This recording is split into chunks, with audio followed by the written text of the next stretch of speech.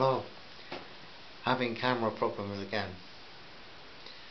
This is actually episode 17, and this section is called Grave Memories. As they tramped to the young Scotsman's grave in the rainforest once again, Bell was walking as usual in front, and this was because she treated the Germans' fear of snakes with respect. Though they had seen some snakes on other occasions here and there, the really frightening experience for Gus had been on the way to the grave. Bell very much appreciated those weekly visits to Duncan's burial ground. When they arrived, she placed the flowers she was carrying on the grave, and as usual she knelt down. Her thoughts turned back to her life before the crash, the carefree romance with the Scot. She could hear his laughter echoing around her head. "You're nae bad for a wee Sassenach," he used to tease her. Once as they walked along the moonlit beach at midnight in the midst of a long week at Swanage on England's south coast, he'd sung to her the old Robbie Burns poem or song, and that echoed around her mind now too. "Till all the seas gang dry, my dear, and the rocks melt with the sun, I will love thee still, my dear, for the sands of life shall run." That had been the weekend that he'd asked her if she would marry him, and she teased him by saying that she wasn't sure if her Irish, English, Jewish ancestors would approve of a Highlander Scot. He'd responded that he came from a long line of warrior Highlanders and wouldn't eat until she said yes. She dragged him down to the sand, kissed him very gently on the lips, stared into his moonlit eyes and gently said, "No, I won't say yes. I'll say, just let anyone try to stop me."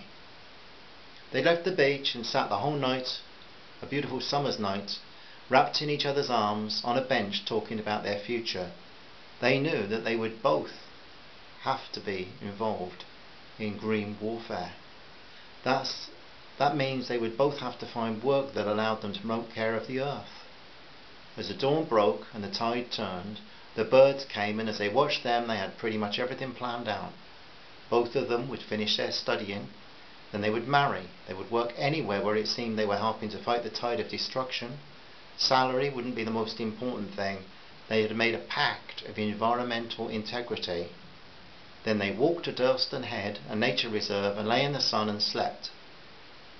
She thought now about his appearance, his boyish face, longish curly red hair, a smile that had that "we know something you don't know" look about it. His blue denim-brimmed hat that he liked to wear, and the blue and white striped shirt, faded blue jeans, and those awful walking boots. Belle had closed her eyes and was with Duncan in Dorset. A tear rolled down her cheek, and she said inside herself, and yet it seemed as loud as thunder to her, "Oh God, I don't know why, but I ask you, please remember him. Remember him as I do, his kindness, goodness and generosity, his anger at all the things men do to ruin the earth. Please, please, God, remember him." Gus was patiently waiting, and was still worrying about the wound on her head. He knew Belinda was not a girl to make a fuss, but he could tell it was annoying her at times. He would have to put her through the pain of cleaning it with alcohol again, but he so wished he could get her proper medical treatment. Belle rose from her position, tidied the stones and sticks around the grave, and turned to Gus, who was smiling. As they walked down the path, her in front again, she was thinking about Gus. He'd never really told her very much about his past. Why had he never married? As they moved past the original watering place that Gus had found after the crash, and as the track was wider, allowing them to walk side by side, Belle took Gus's arm and she said, "I really appreciate it being able to come each week to the grave. You know I miss Duncan, you know I love him very much, and we had such good plans. I'm very sad for you, Belinda, that this future did not work out. As I sat behind you on the plane, I could see the electricity of emotion passing between you. Anyone who saw you would know that you two were in love." "Were you ever in love, Gus? You were, weren't you?" "Yes, I was in love once." He laughed uncomfortably. "Well, come on, tell me about it." "Oh, you do not want to hear all about it, Belle." "Yes, I do. Was it a romantic affair?" "Please tell me." "Well, you know that I lived in Dresden. As a child, a beautiful city on the River Elbe. I was born in 1919, and when I was 18, in 1937, I met a girl called Junka. She was a beautiful blonde with eyes of blue, and she worked as a waitress in a small restaurant where I went with some friends. I think I fell in love with her the first time I saw her. A couple of weeks after that, I asked her out. When she asked me when, I said now. She said I have to work until late. I said I'd wait, and she laughed it off, thinking I was joking. I drank more coffee that night, waiting for her, than at any other time in my life. When she finished working 3 hours later, I took her for a walk along the bank of the Elbe and returned to her apartment later. We saw a great deal of each other whenever I was home, and we were engaged fairly soon. That was in August 1939, just before the invasion of Poland, and France and Britain declared war on us. Of course, as war developed, the whole nation was mobilised, and at times it was hard to get time together. We vowed that when Germany won the war, we'd quickly marry, but not before. Attitudes were changing, but in Dresden, Janka wanted to help the war effort, so she got a job as an office clerk in a government department in Dresden. She worked hard, having taught herself to type, and was soon supervisor with 6 girls working under her. The man who had been supervisor was now away fighting in the war. She loved to go to work. She was very efficient, but popular with the girls who she worked with. They used to tease her about me because I came on leave and couldn't wait to see her, so called immediately the office. We were like Duncan and you. We had our plans, and of course we were sure Germany would be the victors in World War II. Germany would rule the world, and we would marry and have children. The future looked good. Gus paused, both his speech and his walk.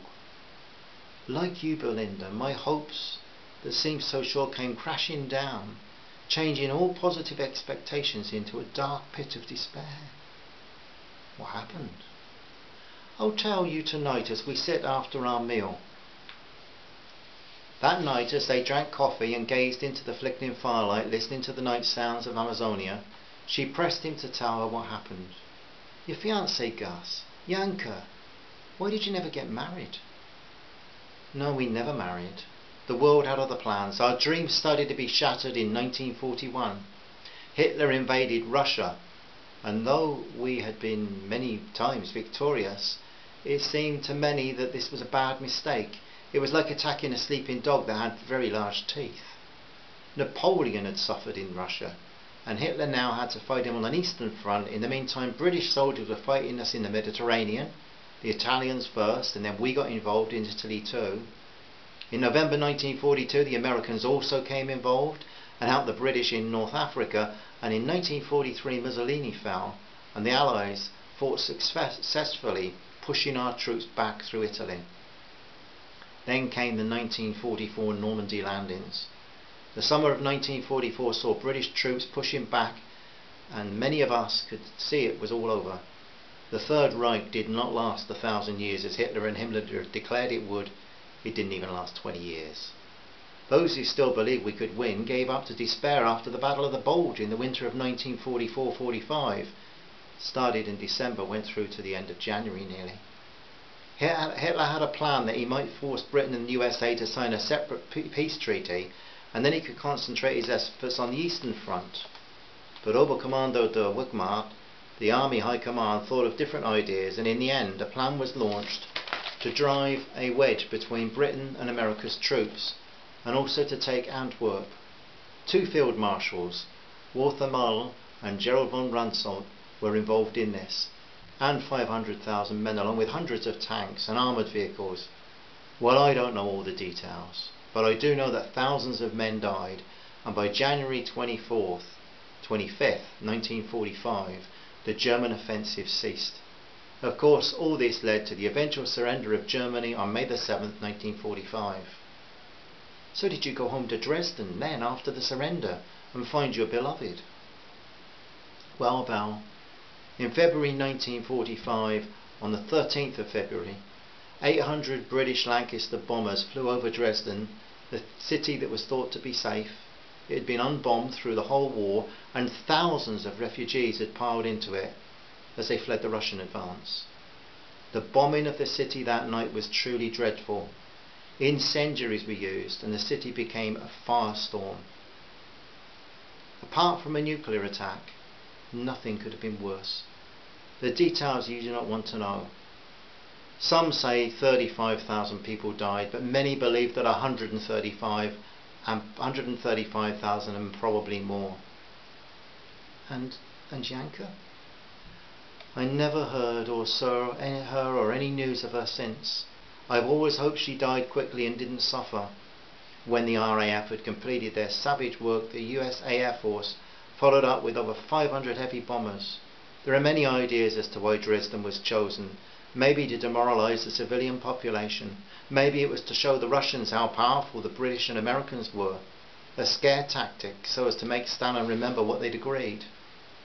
So my Yanka died in a firestorm almost at the end of the war. And Dresden came to resemble just ruination. Much of what I knew was gone, destroyed, but most of all my dream of marriage to Yanka, the girl I loved, was shattered.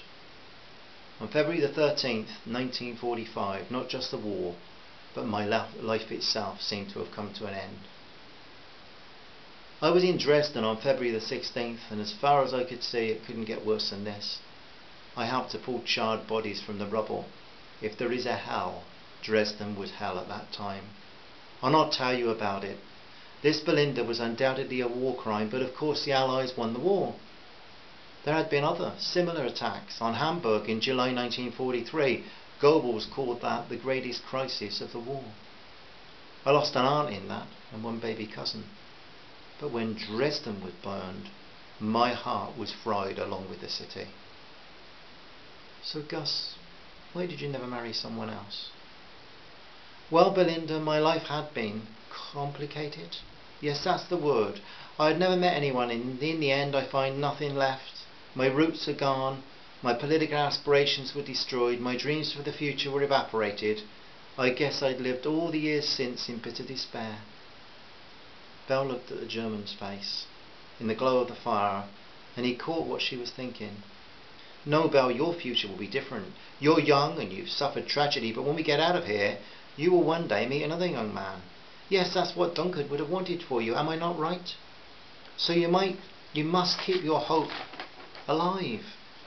The way World War II ended left me with only the options of surviving or dying. I've often wondered why I chose survival. For you it's different. When we get out of this lost world, you will return to Salisbury, England, and the city will still be there. Your life will continue among familiar people and places. The culture you know will hold you up until some other young man sees you for the gemstone you are. You will do all I did not. You'll marry, have children, enjoy family life. But I still don't understand why, after the war, many had to rebuild shattered lives, but they did it. What made it impossible for you? Ugh, Belle, it's too late now. We're tired. I do not think I have any talk left in me. Let's sleep. In sleep we can find compassion because it can blot out the past. But Belle didn't sleep well that night. She kept seeing images of countless planes raining down fire on a people below, refugees, many of them. She'd seen how much damage even a small incendiary device might do, but anything that had been done along those lines in Belfast was as nothing compared to what had happened in Dresden. She also thought over Janka and Gustav, a young couple who lived and worked in a Nazi state and who believed in it. As Belle stirred, tossing from side to side, she realised that her conversation with Gus had caused more questions to come up than it had provided her with any answers. So my friends, we're getting into the thinking of these two. What do they believe? What did they hope? How did it turn out? Interesting things to think about.